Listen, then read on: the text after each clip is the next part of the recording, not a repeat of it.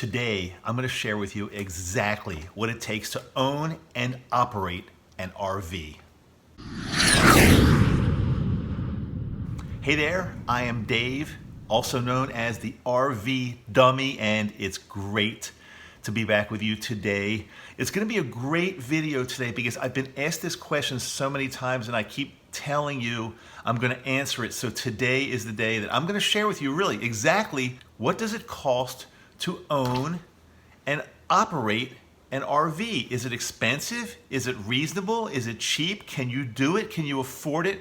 Let's start right off the bat with how much does it cost to buy an RV? Well, it's a tough question because there are so many different types of RVs out there, and you get them very inexpensive, from like travel trailers to Class Bs that look more like, of course, like vans, to the Class A buses, the Class Cs that look more like a little truck with a thing. You know what the Class Cs are. I don't have to tell you what they are, but the prices really, really vary, and of course they vary depending on whether you buy something brand new or buy something used. Now, I'm going to share with you what I have done, but not only what I have done, and I'm going to share all numbers with you. I'm not going to keep anything a secret today.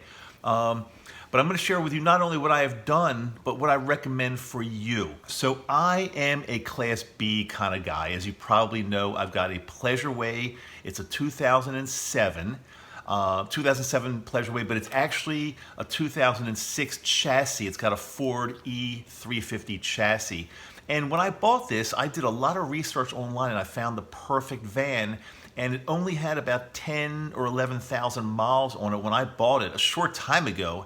And think about it, that's, it's a 10-year-old rig with only 10,000 miles on it. The thing is just in perfect, basically showroom condition. I'll share with you what I paid for it. I don't remember to the penny, but close enough.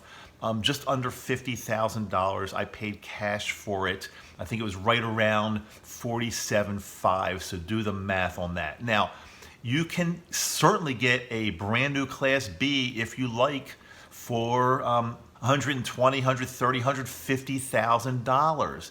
Do I recommend that? No, I do not recommend that, unless, of course, you can afford it. Now, I don't know your personal financial situation, but here's my rule of thumb. And of course, not only, let me back up for a second, a Class A, those big buses, they cost a fortune brand new. So first of all, you have to kind of settle in on what do you want. Do you want a travel trailer? Do you want a fifth wheel? Do you want a Class A, B, C, D, E, F, G, H, I, J, K? Settle in on what you want, but here's what I'm going to tell you. I highly recommend that you buy used. Even if it's just a few years old, think about this.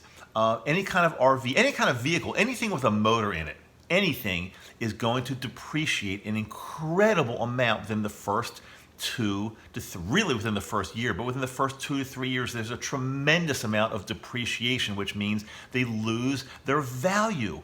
So why don't you buy used, even if it's only a few years old, and let somebody else, some other sucker, take the depreciation, and you buy it, you get a great deal, and you don't have to worry about the thing depreciating quickly at all. That's exactly what I did. Now, I'm going to share something with you, and you may or may not like me for this, but it's my feeling, and again, it's the truth, because here's what it is, real quickly. Only buy what you can afford. And when I say what you can afford, I am one financially who does not recommend taking out loans for things like vehicles. I don't recommend taking loans or borrowing money for anything, really, with the only real exception, possibly a house, because houses are really super, super expensive, and most people don't have that kind of cash, hundreds of thousands of dollars just lying around in the drawer to buy a house. So getting a mortgage on a house is acceptable. But other than that, buy what you can afford. Now, when I bought my van, short time ago, $47,500. I paid cash for it. Actually, the real green stuff, we laid it out on the table and gave the guy like actual cash. Now, it's not necessarily simple to have 40-some thousand dollars just lying around that you can pay cash. So if that's your case, I'm going to recommend going on sites like RVT.com, RVTrader.com. They're great apps for those. Find something less expensive. You can find something, if you look hard enough, you can find something for $15,000, $18,000, $20,000. And now all of a sudden, it's becoming a little bit more affordable. Just keep in mind though, if you get a fifth wheel or something you've got to tow, then you've got to have a really strong, pretty decent vehicle to tow that. Normally a pickup truck or like a large, powerful SUV, but normally people are using pickup trucks. And those things do not come cheap, so make sure you do the math and figure out everything. But the first part of the equation, how much is my rig going to cost me? Again, it's what you can afford, but you can certainly get something for, $15,000, $20,000, $25,000. I am not going to recommend going the $100,000 route, $150,000 route, no matter what your salesperson tells you. And yeah, these days they say they can amortize it, which means treat the loan like a home mortgage and pay it off in 30 years. Please don't do that. Financially, it is not smart. In my opinion, it's irresponsible. It's not a home. Okay, maybe a home is normally an appreciating asset. You buy a home, it's got bricks and mortar and wood. It's an appreciating asset. Something with a motor in it does not appreciate, no matter what anybody tells you. They go down in value. Do not take out a 20 or a 30-year loan or mortgage for a recreational vehicle. Please don't do that. Okay, so we've got kind of like part one of the equation done. How much is the rig, how much is the vehicle going to cost me? Now, as far as like insurance goes and maintenance, think of it, it's not really all that much different, at least for my Class B. Now, another advantage of a Class B I love is that I can kind of treat that as, if I wanted to, now I don't do this, but I could kind of treat it as a regular everyday vehicle. You can pull it into a regular parking spot, you can drive it around, you can pick the kids up from carpool and take them to soccer if you want. I don't recommend it, but if you want, you can do it. But estimate insurance and wear and tear and maintenance, it's going to be somewhere equivalent. It's not that much different. At least I'm finding that on my Class B. It's not that much different than your regular cars, trucks, whatever you might have. Now, the other part of the equation is when you take it to travel, how much does it cost to actually go like RVing? Well, I can speak from experience because I just got back from a 5-week trip across the United States, and I can tell you pretty much almost to the penny exactly what it costs us every day. It's not that complex. Now, I'm not counting wear and tear on the tires and oil changes and things like that. That was kind of in the last little segment as far as maintenance goes. But basically, you can do this really, really dirt cheap if you like. So pretty much, Yoko and I were driving almost every day to another location, and when we had a driving day, a few hundred miles generally, we paid in fuel. Okay, I'm going to give you just round numbers. We paid roughly about $50 a day in fuel, give or take. If it's a longer day, a little bit more than 50, sometimes a little bit less than 50.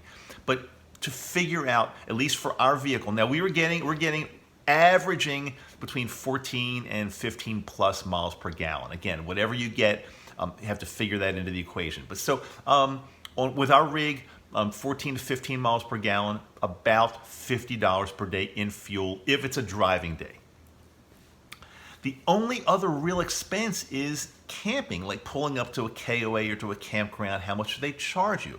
Well, again, figure anywhere from $20 to $40 a day to hook up. Now, of course, if you want to boondock and go on BLM land, that could be free. Staying at a Walmart, that could be free. But I'm just giving you the average cost of having full hookups or partial hookups as far as like water, electric, hooking your sewer pipe up there, sewer hose. Roughly figure somewhere between 20 to 40. Full hookups, maybe a little bit more, maybe 50 a day, something like that. But basically, when we're on the road, the only other expense we really had was food. And the only thing we had to do was food. And food, you're going to eat food whether you're traveling in your rig or whether you're home or wherever you are. You're going to still eat probably about the same amount of food. And since you don't have to go out to restaurants, you can cook, you can get food from the Walmart, from the grocery store, eat it in your rig, and it's not going to really cost you much different than it would if you were sitting at home making a dinner. So really the main costs when you're on the road, the main things that you have to do are fuel, of course tolls if you have tolls, but fuel and campground expenses.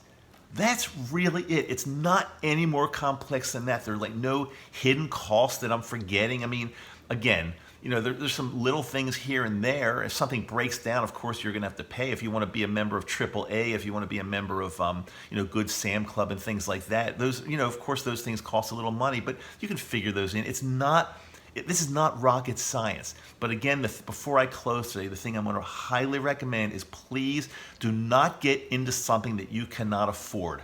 I'm not a financial planner, but I've been helping and teaching and coaching people for many, many, many years, and I see so many problems when people actually take loans out and start buying things that they can't afford. It becomes a downward spiral. So please, when searching for a rig, keep in mind you want to keep it within your budget and be able to pay cash, even if it means you got to clean up some debt right now. Because again, if you're like in debt right now, if you owe a lot of people money, I don't want you going out and buying a rig. I just don't want you doing this. So please don't hate me for saying this, but I'm trying to help you. You're taking the time to follow me. You're watching my videos. I really do care about you, and I don't want you becoming a financial mess or getting into like all this stress. So if you owe a lot of people money, if you've got credit card debt up to here, if you've got loans, student loans that you're still paying off, things like that, please clean all that up first before you take on the responsibility, especially the financial responsibility, because it does cost money. Before you take this on, please clean this all up first, and then you'll be able to enjoy RVing so much more if you don't have to worry about who you owe money to and bills that are coming in all the time that you maybe can't afford to pay. Clean up your financial situations first, then go out and buy the rig of your dreams that you can afford, and happy RVing. You're gonna have the best time of your life. I'm really enjoying this. I guarantee you will too. If you like what you're seeing, please click subscribe. Send your friends here and your RV friends that might be already RVing or are interested in RVing, or just people that want to learn more about RVs and life. Because you know why? I am the RV dummy, and I'll see you very soon. By the way, one more thing before I go. I love answering questions. I really try to answer all comments. At least at this time I'm able to, so answer all comments. And if you've got something that's really interesting that you comment on, I could turn it into a whole episode. So keep those comments and keep the love and the positive energy coming. I love it, and guess what? I love you too. Talk to you soon. I'm Dave, the RV dummy.